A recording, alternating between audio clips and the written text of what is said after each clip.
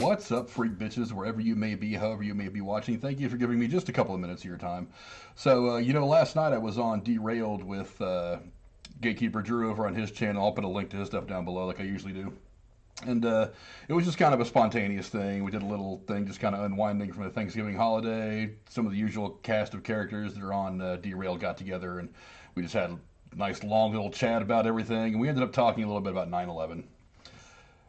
I said my piece. I don't really have conspiracy theories about much of anything. I mean, crazy shit happens. I can't explain it. You can't explain it. Nobody can really explain it. I'm not a conspiracy theorist person in general. But we got to talk about 9/11 last night. And I said some things that aren't conspiracy theorists. I just think it happened the way it happened. And there's really nothing special about what I think.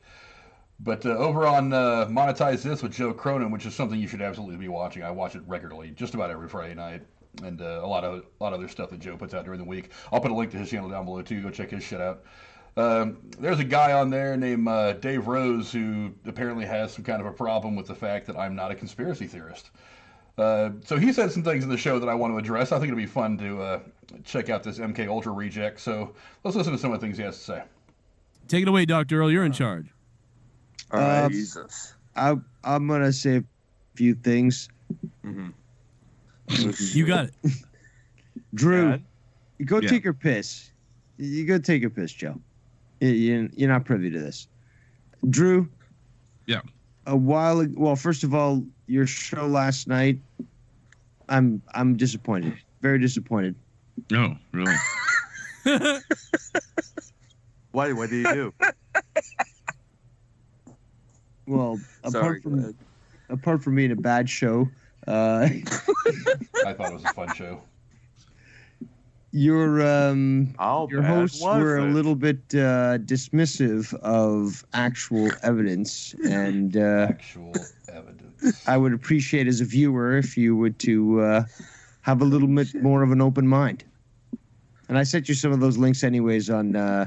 Well, I even told you that I have an open mind about things, so this is quite funny, actually. All I was saying was that I think it's rather interesting that there's 17,000 different angles of the second plane hitting the World Trade Center, but yet, it's all CGI and camera trickery. And people witnessed it.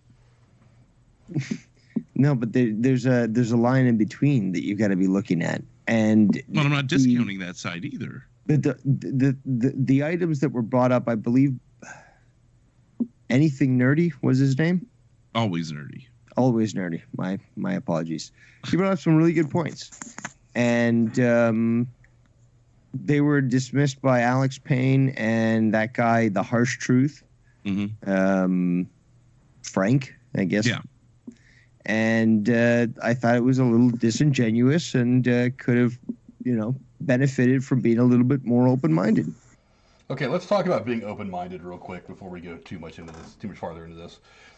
There's a difference between being open-minded and being ridiculous. It is sometimes a fine line, but when you blatantly step across it into the ridiculous, you just make yourself look kind of stupid. Open-minded, I think of myself as a fairly open-minded person. Open-minded is saying, yeah, things are possible that they could happen, but evidence says this, which is one of the points that I was trying to make about the whole 9/11 discussion on Drew's show.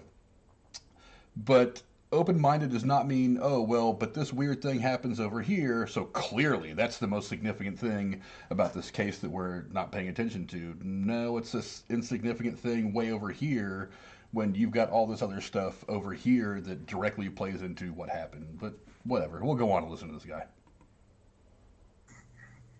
Possibly. I mean, we were just kind of spitballing it. It wasn't like we planned a whole thing around it or anything. It just kind of came up, But that's not what I'm saying. I'm just saying that you may have been a little bit more open-minded, but the fact that you had this guy on your show really just shooting down any suggestion that there was something to the matter was disingenuous because the evidence was overwhelming.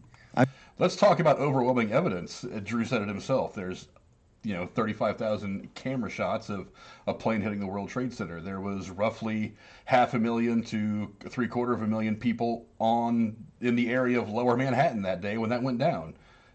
it just makes no sense to me. There is no open-mindedness when you can't embrace a ridiculous statement like 9/11 was fake. That's not open. That's not being open-minded. That's not being closed-minded. That's being logical. That it's a little silly to think that that's even possible. But we'll go on. I mean, the fact that he claimed that there was no JFK conspiracy when the FBI documents that have been released and unclassified show that there was more than one person involved, ergo fitting the definition of a conspiracy where more than one person is involved in secretive means. Okay, this is a common thing with conspiracy theorists, whack jobs like Dave Rose. If more than one people know about it, look, a conspiracy theory can mean a lot of things. It's look, obviously more than one person knows what happened to JFK. I don't think that it's necessarily just the people who were responsible for his killing, but we're never really going to know the truth about any of that shit anyway. That's why I've kind of turned myself off to any of it the last several years. 9/11 is a different story. It's absolutely true that if there was going to be some big conspiracy to bring down these fucking buildings, it wouldn't just be 4, 5, 10, 20 people that would know. It would literally take thousands of people to pull that shit off. You could not possibly, under any circumstances. And I know that somebody like Dave Rose would come out and be like, well, what if this? What if that? Well, if my aunt had a dick, she'd be my uncle. The what if is a really stupid argument because it doesn't say what is. You need to concentrate on what is, not what if. But the sheer number of people it would take to pull off something to that size, of that scope, is astronomical. You would never be able to keep all those people quiet. Short of killing all those people, which you wouldn't be able to do because it would take too much attention, or spending trillions of dollars paying them all off, which you wouldn't do because I don't think anybody's got that kind of money available. It's just not feasible at many, many different levels. But yet conspiracy theorists love to go on and on about this shit, about, different people being there. Why was this room closed for 20 minutes, 2 hours before the explosion? Whatever. It's just nonsense. Let's go back to this guy. I mean, alone, just to dismiss that is either disingenuous or this guy's a government shill. Okay, he literally just called me a government shill. Like I've ever worked for the United States fucking government. Honestly. If I had ever worked for the United States government, you think I'd be delivering pizzas in fucking Ohio? No. I'd be doing vastly different things with my life. A government shill? Come on, dude. Get a fucking grip. Well, I don't know. You'd have to talk to him about that, not me. I don't think he wants to use me. Well, that's the thing, though. I don't know how the fuck he got onto your show in the first place. I did it like anybody else does. I fucking called. And Drew says this.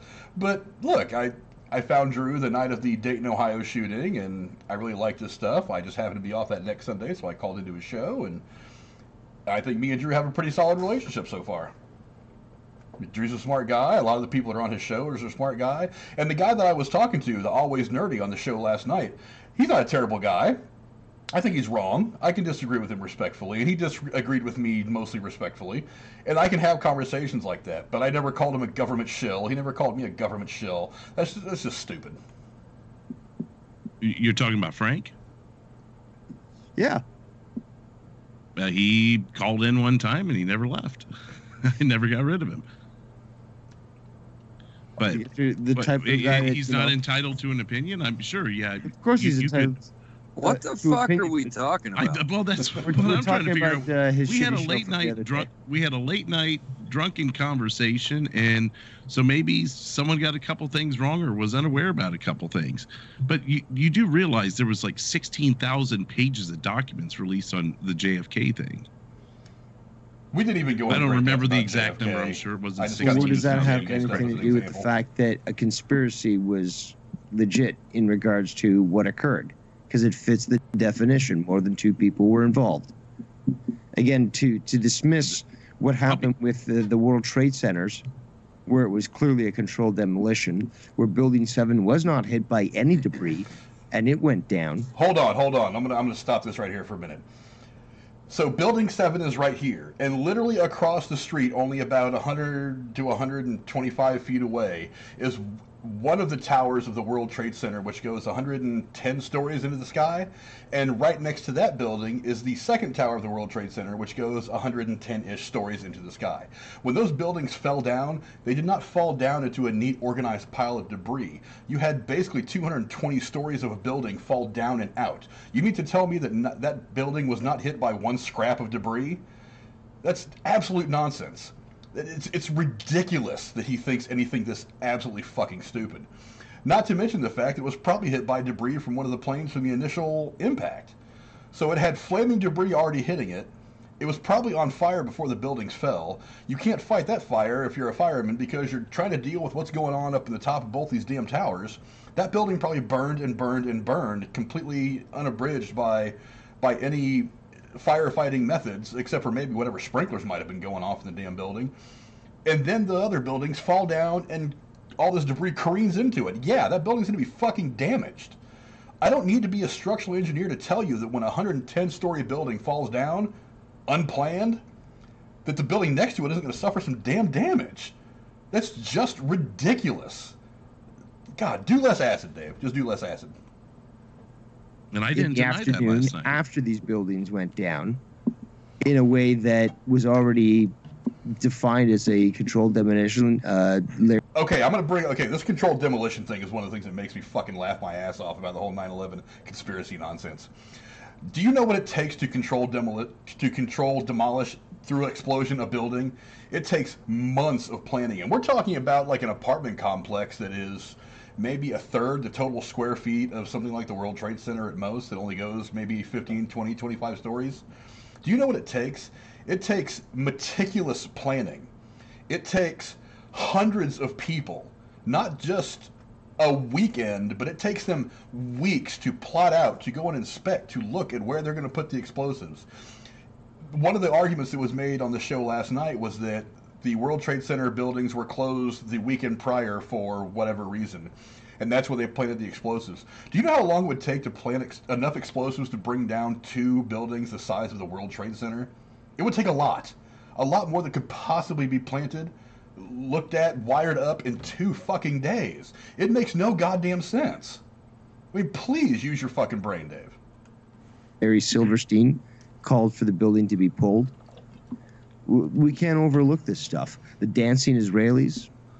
The dancing Israelis is something that I find absolutely hilarious.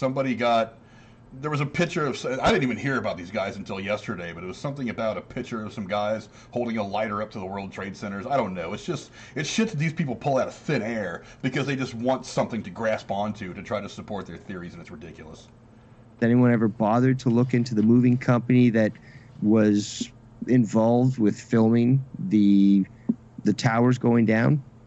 I mean, it's already documented. I've got the documents. There were thousands of people filming that day. Do you want to look into all of them? You want to investigate all the backgrounds? But no, let's just dismiss them because, it's just so ridiculous that... No, that's exactly the point, Dave. We dismiss it because it is fucking ridiculous. Because it has absolutely nothing to do with what happened that day. That could never be a possibility. That's the sort of dismissive attitude that I'm referring to. Okay, well, so I don't know what to tell you. He had his opinion. Maybe it could be disproven, but someone needs to be there to disprove him then. Let me postulate it in this way. Some people have the opinion that the Earth is flat. Well, it's Okay, now he's going to go off on more of this fucking bullshit. Look, I don't know what to tell you. Some people, and I discussed this on Drew's show last night. Some people just can't grasp big events when they happen to them. And it's because, not necessarily through fault of their own, I think the human mental condition is fragile in just about everybody.